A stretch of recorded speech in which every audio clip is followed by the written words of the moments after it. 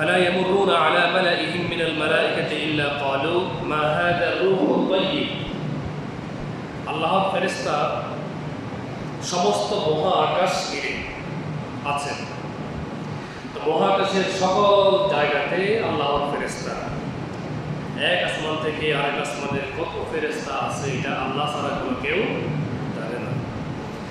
যখনই তারা এই রুহটাকে নিয়ে উপরের দিকে তারা যখন ওঠে, আজকে যিনি ইন্তেকাল করেছেন ইমানদার, তার রুহটাকে নিয়ে যখন তারা উপরের দিকে ওঠে, এক একটা গ্রুপকে, ফেরেশতাদের এক একটা গ্রুপকে তারা যখন অতিক্রম করে, তখন ফেরেশতারা জিজ্ঞাসা করে এটা কার রুহ নিয়ে আসছো, এত সুন্দর সুগন্ধি ছড়িয়ে পড়েছে, এটা কার রুহ তোমরা নিয়ে এসেছ।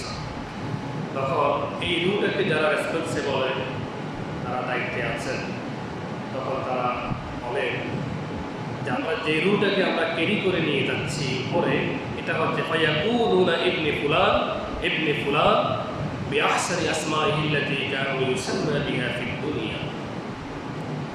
এটা অমুকের ছেলে অমুক, এটা অমুকের ছেলে অমুক। যেই নামে তুমি দুনিয়াতে, যেই নামে আপনি দুনিয়াতে পরিচিত ছিলেন, ওই নামটা আসমানের সবাই জানে, তিনি অমুকের ছেলে।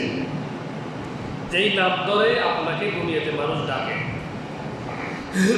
যেই নামটা সমাজের মধ্যে বেশি প্রচলিত, তারা ওই নামটা বলে, আমরা অমুকের রুহটা নিয়ে আসছি, নাম ধরেই বলে। যেমন আমি উদাহরণস্বরূপ বলি ইমাম বুখারী রাহমাতুল্লাহি আলাইহি। ইমাম বুখারীর নাম কিন্তু ইমাম বুখারী না, তাহলে ওনার নাম কি? ওনার নাম হচ্ছে মুহাম্মদ ইবনে ইসমাইল, ওনার বাবার নাম হচ্ছে ইসমাইল, তাহলে মুহাম্মদ ইবনে ইসমাইল। তো এই নামও তো উনি দুনিয়াতে প্রসিদ্ধ হন নাই, উনি প্রসিদ্ধ হয়েছে কি নামে? বুখারী। বলুন না কি নামে? ইমাম বুখারী। তো ফেরেশতারা তো মুহাম্মদ না বলে যে নামে বেশি পরিচিত, হাদিসে এটাই বলা হচ্ছে দুনিয়াতে মানুষ আপনাকে যে নামে বেশি চিনে, এটা এই নামটা আসল হোক অথবা নকল হোক, যে নামে আপনি বেশি পরিচিত, ফেরেশতারা বলছে আমরা তো ইমাম বুখারী রাহমাতুল্লাহি আলাইহি রুহ নিয়ে আসছি, আমরা ইমাম আহমদ ইবনে হাম্বল সাহেব রুহ নিয়ে আসছি, আমরা ইমাম আবু হানিফা রাহমাতুল্লাহি আলাইহি, ইমাম মালিক সাহেব রাহমাতুল্লাহি আলাইহি, ইমাম ইবনে তাইমিয়া, ইমাম ইবনে কাইয়িম জাওজি, আমরা তো শাহজালাল হযরত ইয়ামানি, হযরত মিসকিন সাহেব রাহমাতুল্লাহি আলাইহি, ওনাদের রুহ নিয়ে আমরা আসছি। সুবহানাল্লাহ বলবেন না? মানে দুনিয়াতে যেই নামে সে পরিচিত, ওই নামটা আসমানের ফেরেশতারা যে তার রুহটাকে যারা ক্যারি করে নিয়ে যাচ্ছে, এক একটা গ্রুপকে যখন অতিক্রম করে, তারা জিজ্ঞাসা করেন এত সুগন্ধি এই রুহ থেকে বেরিয়ে আসছে, এই রুহটা কার? তখন ওই নামটা বলে যেই নামটা আপনি আমি দুনিয়াতে পরিচিত ছিলাম। তাহলে কি হলো? দুনিয়াতে যেই নেককার পরহেজগার, তার নাম আসমানের সমস্ত ফেরেশতারা জানে কি জানে না? আপনারা বলেন না জানে কি জানে না? জানে। সকালে বলুন না জানে কি না? জানে। এই জন্য নেককার যদি কোনো গুনাহ করে ফেলে, তখন ফেরেশতারা আপনার আগে আল্লাহর কাছে দোয়া করে, আল্লাহ আপনার নাম ধরে দোয়া করে, অমুক নেককার আব্দুল্লাহ সে তো গুনাহ করে ফেলছে, আপনি তাকে মাফ করে দেন। সুবহানাল্লাহ। আপনি গুনাহ করে ফেললে ফেরেশতারা দোয়া শুরু করে দেন। এখন আমরা নাম রাখি দুইটা, একটা হচ্ছে আসল, একটা হচ্ছে কি? আপনারা মনে হয় ফেরেশতা নাকি কথা বলেন না? দুইটা, একটা আসল একটা কি নকল। আসল নামে পরিচিত বেশি, নকল নাম বেশি পরিচিত নকল নাম। এখন আপনি যে নকল নামে, অর্থাৎ হাদিসে বলা হচ্ছে যে আসল নাম না, আপনি দুনিয়াতে যেই নামে সবচেয়ে বেশি পরিচিত ওই নামটা ফেরেশতারা জানেন। এবার এই নামটা কি আসল হোক বা নকল হোক, আপনি যে নামে দুনিয়াতে ফেমাস ওই নামটাই ফেরেশতারা জানেন। এই জন্য যারা নাম রাখেন, নাম রাখার সময় একটা রাখবেন, তাহলে যেটা সবচেয়ে সুন্দর এবং অর্থবহ নাম এক নামে রাখবেন। এখন দেখা যায় যেই নামটা সবচেয়ে ভালো নাম, ওই নামটা আমরা খাতা কলমে রাখে দিই, আর যে নামটা আসল নাম নয় ওই নামটা আমরা ডাকি, তখন এই নামে সমাজের সবাই তাকে চেনে। তো মনে রাখবেন এই নামটাই আসমানের ফেরেশতারা চেনে। আর যে ক্রিমিনাল অপরাধী, তার নামও আসমানের ফেরেশতারা কি বলুন না, তার নামও কি? হাত্তা ইয়ানতাহু বিহা ইলা সামাঈদ দুনিয়া, স্পেস অতিক্রম করে যখন তারা দুনিয়ার আকাশে যায়, যখন এই রুটাকে নিয়ে আমার আপনারা নেককার মানুষ যারা ইন্তেকাল করেছেন তার রুটাকে নিয়ে যখন প্রথম আসমানে যখন চলে যায় ফায়ুসাইয়ুহু মিন কুল্লি সামাইন ফায়াস্তাফতিহুনা লা, প্রথম আসমানে গিয়ে দরজা নক করে, খুলে দাও।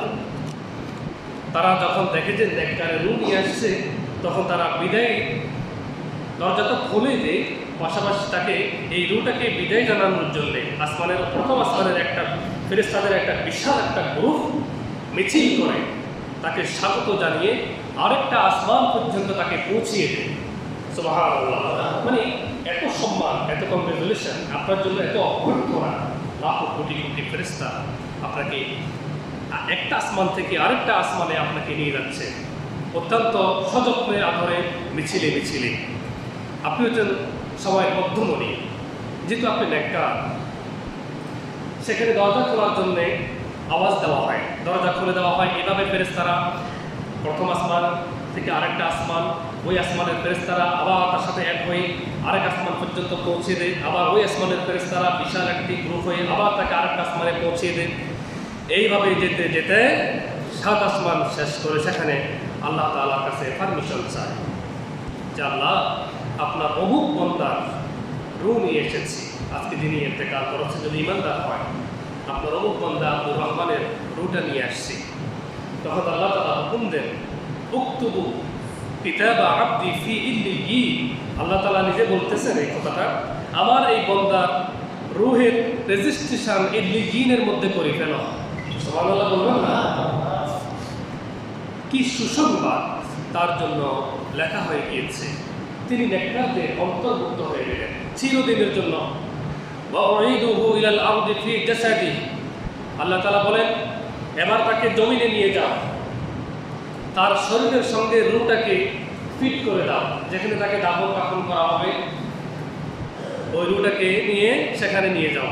কারণ সেখানে বারজাখের জিন্দেগি, মানে কবরের একটা জিন্দেগি আমাদের প্রত্যেকের আছে, একটা প্রক্রিয়া সেখানে আছে, একটা প্রসিডিউর আছে, সেটাকে মেনটেন করতে হবে। কারণ বারজাখের জিন্দেগি একটা সময় সবাইকে কাটাতে হবে। কারণ ইল্লিয়িন তো 7 আসমানের অনেক উপরে, তো ইল্লিয়িনে থাকার কোনো ব্যবস্থা নাই। থাকার ব্যবস্থা হলো কবরের জিন্দেগিতে।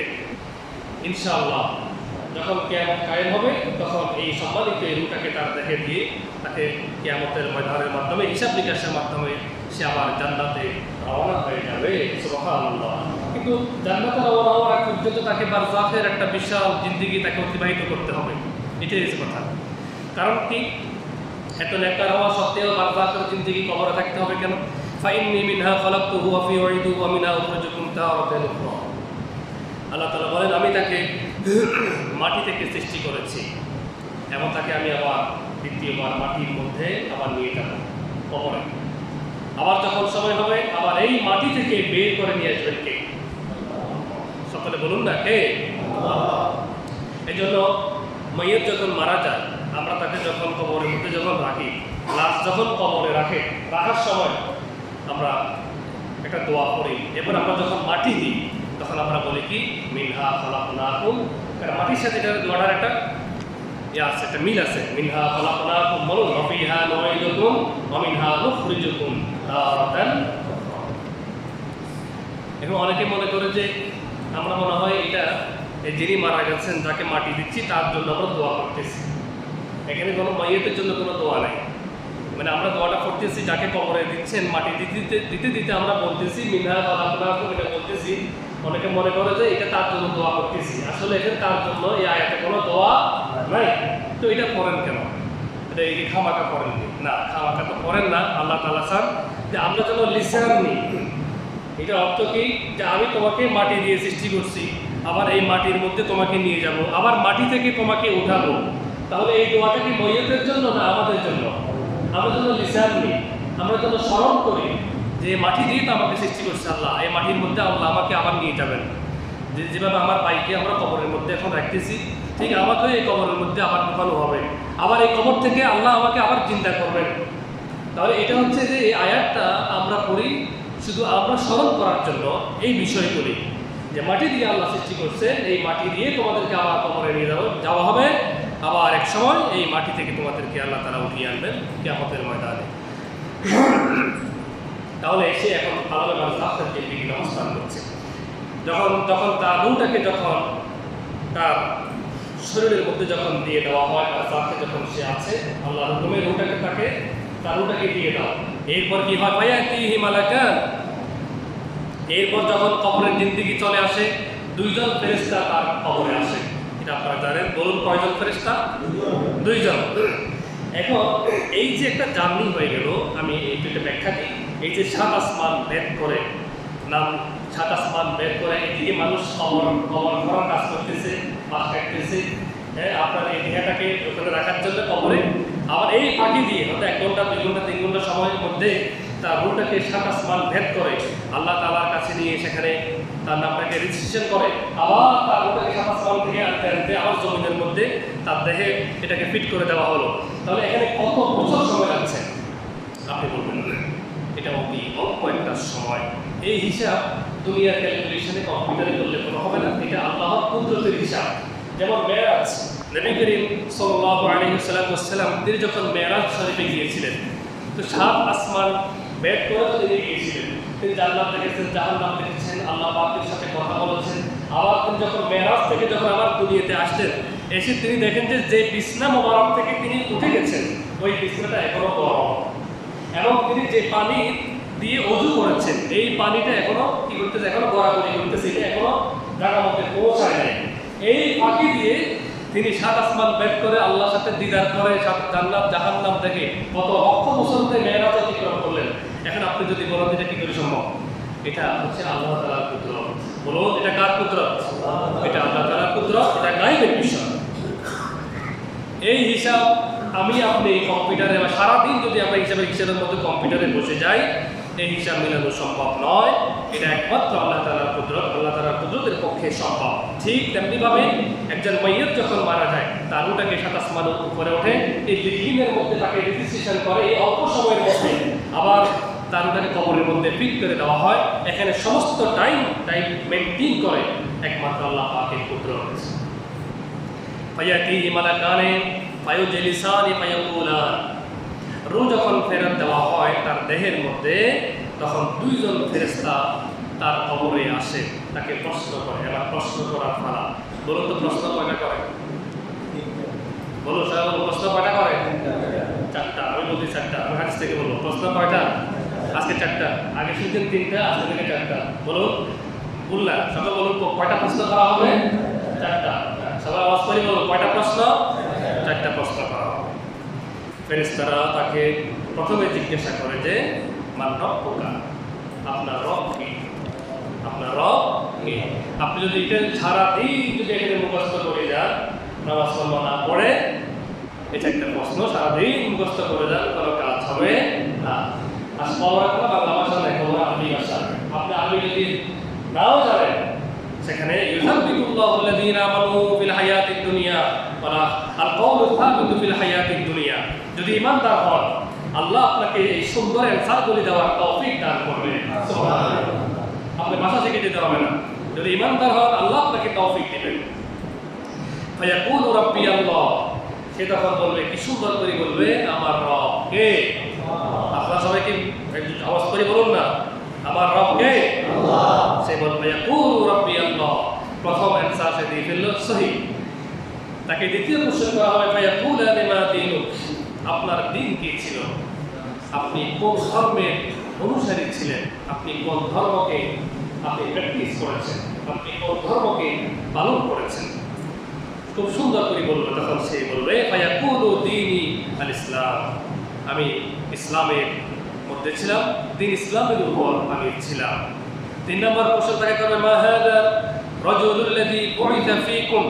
3 নম্বর হচ্ছে একজন লোককে পাঠানো হয়েছে, তিনি হচ্ছেন আখিরি জামানার সমস্ত নবীদের সর্দার, সমস্ত মাখলুকের মধ্যে যিনি সবচেয়ে শ্রেষ্ঠ, আল্লাহর হাবিব মুহাম্মদ মুস্তাফা সাল্লাল্লাহু আলাইহি ওয়াসাল্লামকে পেশ করা হবে। বললেন যে ওনাকে দেখেন তো ছিলেন কিনা, বা ওনার ব্যাপারে কিছু জানেন কিনা, উনি কে ছিলেন? তখন সে বলবে, ওয়া রাসূলুল্লাহ সাল্লাল্লাহু আলাইহি ওয়াসাল্লাম। তিনি হচ্ছেন আল্লাহর রাসূল। সুবহানাল্লাহ বলেন না? এই কোশ্চেনগুলি শুধু অ্যান্সার করতে পারবে ইমানদার। তাহলে কটা হয়ে গেল? আর বাকি আছে কটা? ফায়াকুলানি মা ইউদরিকা। এবার ফেরেশতারা বলবে, ওনাকে জান্নাত তাকে জিজ্ঞাসা করবে, যে ওরা বলবে যে আপনি কিভাবে এত সুন্দর করে রাইট অ্যান্সার দিয়েছেন, এভরি অ্যান্সার ইজ রাইট, আপনি কেমনে জানেন? এই উত্তরগুলি আপনি কিভাবে জানেন? এত সুন্দর করে আপনি অ্যান্সার কিভাবে দিয়েছেন? তখন সে অ্যান্সার করবে কি, ক্বারা'তু কিতাবাল্লাহ ওয়া আমানতু বিহি সাদ্দাকতা। আমি আল্লাহর কিতাব পড়েছি। তাহলে ও অ্যান্সার করছে কি, আমি কার কিতাব পড়েছি? আমি আল্লাহর কিতাব পড়েছি এবং আল্লাহর উপর ঈমান এনেছি এবং বিশ্বাস স্থাপন করেছি, এই কিতাবের উপর বিশ্বাস করেছি। নবী করিম সাল্লাল্লাহু আলাইহি সাল্লাম যতগুলি খবর দিয়েছে সমস্ত খবরগুলিকে আমি ইয়াকিন করেছি, বিশ্বাস করেছি এবং সেই অনুযায়ী আমি আমল করেছি। এই জন্য আমি আজকে আপনাদের এই সমস্ত কোশ্চেনগুলির আমি সঠিক অ্যান্সার দিতে পেরেছি। সুবহানাল্লাহ। এই জন্য কোরআন হাদিসের এলেম, কোরআন এবং হাদিসের এলেম কি কম করতে হবে না বেশি করতে হবে? বেশি করতে হবে, বেশি শুনতে হবে। শুনলে তো জানা, শুধু পড়া না, এটা শুনতেছেন, এটাও একটা এলেম নিচ্ছেন। বেশি শুনতে হবে, বেশি জানতে হবে। এই যে এই কোশ্চেনের পালা শেষ, তখন আসমান থেকে একটা আওয়াজ দিয়ে আল্লাহ পাক রব্বুল আলামিন, যদিও মাইয়াতকে কবরে রাখা হয়ে গেছে, আল্লাহ আওয়াজ দিচ্ছেন, গাড়ি আওয়াজ, যে মাইয়াত শুনতেছে, ওই ফেরেশতাগুলি শুনতেছে, কিন্তু আমরা শুনতেছি না। সেটা কি? আল্লাহ তাআলা ডাকতে বলবেন, ফায়ুনাদি মুনাদিন মিনাস সামা আন ক্বাদ সাদাকা আবদি। তখন আল্লাহ তাআলা বলে দিবেন, আমার বান্দা ফাঁস করে ফেলেছে। আর কোনো সওয়ালের দরকার নাই, হে ফেরেশতারা, আমার বান্দা ফাঁস করে ফেলেছে, তোমরা তাকে আর কোনো অ্যানসার, আর কোনো প্রশ্ন করিও না।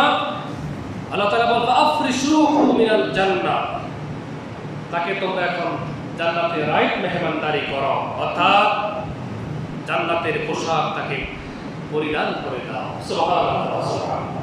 এই যে কবরের মধ্যে সে যখন সঠিকভাবে অ্যানসারগুলি দিল, এখন আল্লাহ তাআলা তাকে ফেরেশতাদেরকে আদেশ দিচ্ছেন, আমার বান্দাকে আর কোনো প্রশ্ন করিও না, আফরিশুহু মিনাল জান্নাহ, তোমরা তাকে জান্নাতে একটা বিছনা করে দাও, কবরের মধ্যে একটা বিছনা করে দাও, কবরের মধ্যে বারজাখের জিন্দেগিতে, যেখানে আমার বান্দা যেন শান্তিতে কাটাতে পারে। ওয়ালবিসুহু মিনাল জান্নাহ, এবং জান্নাতের পোশাক তাকে পরিধান করে দাও। ওয়াফতাহু লাহু বাবান ইলাল জান্নাহ, এবং জান্নাত তার কবর এবং জান্নাতের মধ্য থেকে, জান্নাতের দিক থেকে একটি দরজা করে দাও, যেন জান্নাতের সুমিষ্টি ও জান্নাতি বাতাস এবং জান্নাতের সুঘ্রাণ যেন আমার বান্দার কবরের মধ্যে আসে। আমার বান্দা যেন জান্নাতকে এক নজর দেখে এবং স্বপ্নে বিভোর হয়ে জান্নাতের এই নিয়ামতগুলি তার জন্য অপেক্ষা করছে, এটা সে যেন এনজয় করতে করতে সে যেন নবদুলহার মতো ঘুমিয়ে থাকে। সুবহানাল্লাহ। আল্লাহ তাআলা ফরমান দিয়েছেন, ফায়াতিহি মিন দাওহিহা ওয়া তিবিহা, তখন জান্নাতের বাতাস সুগন্ধি তার কবরের মধ্যে ঢুকতে থাকবেন। আর এটাকে হাদিসের মধ্যে বলা হয় রাউদাতুম মিন রিয়াদিল জান্নাহ। এজন্য আমরা দোয়া করি, আল্লাহ তাআলা আমাদের আব্বা আম্মাকে তাদের কবরকে আপনি রাউদাতুম মিন রিয়াদিল জান্নাহ বানিয়ে দিন, মানে কবরটা হয়ে যায় জান্নাতের বাগান, জান্নাতের বাগান। এটাকে বলা হয় রাউদাতুম মিন রিয়াদিল জান্নাহ, কবর জান্নাতের একটি বাগান হয়ে যায়। ওয়া ইফসাহু লাহু ফি কবরিহি মাদ্দা বাসরিহি, এরপর তার কবরকে এত প্রশস্ত করে দেওয়া হয়।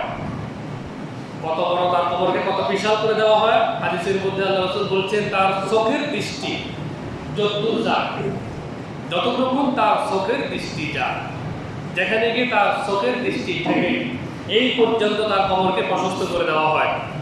এখন আপনারা বলেন তো, একটা মানুষের চোখের দৃষ্টি কতটুকু যেতে পারে? এখান থেকে যদি আপনি উপরের দিকে যদি তাকান, তাহলে নীল আকাশ দেখা যায়, নীল আকাশ দেখা যায়। তো নীল আকাশ এখান থেকে কত দূরে?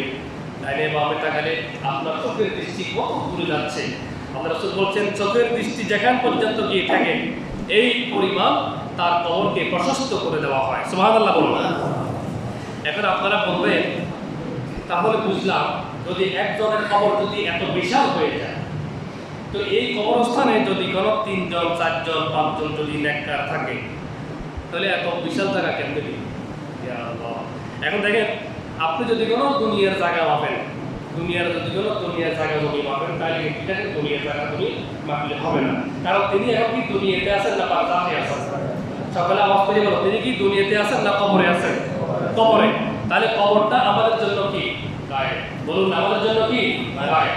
এখন বারজাখের তিনি যে আছেন, বারজাখেতে আমরা এটা আমাদের থেকে এটা গায়েব। এখন তার কবরটা আল্লাহ বলছেন প্রশস্ত করে দেওয়া হয় এই পরিমাণ। তো কিভাবে প্রশস্ত করে দেওয়া হয়, কতটুকু জায়গার দরকার, এটা একমাত্র মেইনটেইন করে কে? আল্লাহ। বলুন না কে? আল্লাহ। তাহলে দুনিয়ার জায়গা জমি হিসাব করে কম্পিউটার বসে আমরা এই হিসাব মিলাইলে হবে না, এটা হচ্ছে ভুল হিসাব, এটা আপনাকে ব্যর্থ করে দেবে। কারণ উনি এখন কবরের মধ্যে আছেন, বারজাখে আছেন, সেখানে তার কবরকে এত বিশাল করে প্রশস্ত করে দেওয়া হয়, এটা একমাত্র আল্লাহ তাআলার কুদরত এবং এটা গায়েবের বিষয়। কবর প্রশস্ত করে দিলে তারপর কি হয়? লাস্ট অংশ চলে এসেছি। কবরটা যখন প্রশস্ত করে দেওয়া হয়, সে তো এখন জান্নাতের মধ্যে ঘুমাবে, কবরের মধ্যে সে আরামসে ঘুমাবে। তখন ওয়ায়াতিহি রাজুলুন হাসানুল ওয়াজহি, এরপর ওনার কাছে আসেন একজন লোক, এত সুন্দর চেহারা, এত নুরানি চেহারার একটি মানুষ। তখন এই ময়ূরের সামনে সে দাঁড়িয়ে যায়। সুবহানাল্লাহ বলবেন না? এখন কিন্তু মনকার নবীর সওয়ালে জবাব কিন্তু শেষ। সে এখন আব্দুল্লাহর মতো ঘুমাতে যাচ্ছে। এই মুহূর্তে এত সুন্দর চেহারার, নুরানি চেহারার একটা মানুষ তার সামনে এসে দাঁড়িয়ে যায়। হাসানুস সিয়াব, তিনি এত সুন্দর কাপড় পরিধান করেছেন, উত্তম কাপড়, সবচেয়ে সুন্দর পোশাক পরিধান করে তিনি আসছেন। তৈবুর রিহ, এবং তার শরীর থেকে, তার পোশাক থেকে সুগন্ধি বেরিয়ে পড়ছে, তার শরীর থেকে বেরিয়ে আসছে সুগন্ধি। তখন এই লোকটা এসে ময়্যতকে বলে, আবশিরু বিল্লাযী ইয়াসুররুক, বলে যে আপনাকে সুসংবাদ দিতে এসেছি, এবং সুসংবাদ আপনাকে দিব, সাংঘাতিক সুসংবাদ, যা দিলে আপনি খুশিতে বাকবাক হয়ে যাবেন। আপনাকে আমি সাংঘাতিক সুসংবাদ দিতে আসছি। হাযা ইয়াউমুকাল্লাযী কুনতুম তুআদুন, কি সুসংবাদ? যে দুনিয়াতে আল্লাহ তাআলা আপনাকে যে ওয়াদা দিয়েছিলেন, যে তোমার সামনে একটা সুদিন আছে, আজকে হচ্ছে আপনার সেই সুদিন। মানে যেই দিনের ওয়াদা আপনাকে আল্লাহ তাআলা দিয়েছেন, আজকে হচ্ছে আপনার সেই ওয়াদার দিন। অর্থাৎ আল্লাহ তাআলা আপনার জন্য জান্নাতে একটা সিটকে বরাদ্দ করে দিয়েছেন। সুবহানাল্লাহ। মানে সাংঘাতিক সুসংবাদ, আপনি খুশিতে বাকবাক করবেন। ফায়াকুলু লাহু মান আনতা, তখন এই মাইয়াত বলবে, ভাই তুমি কে? ফাওয়াজহাকা ওয়াজহুল বিল আখিবিল খায়র, তোমার চেহারা দেখলে এটাই মনে হয় যে তুমি শুধু সুসংবাদ ক্যারি করো, তোমার কাছে কোনো দুঃসংবাদ নাই, তুমি সবসময় শুধু সুসংবাদ নিয়ে আসো, তোমার পরিচয়টা কি আমাকে একটু বলবা?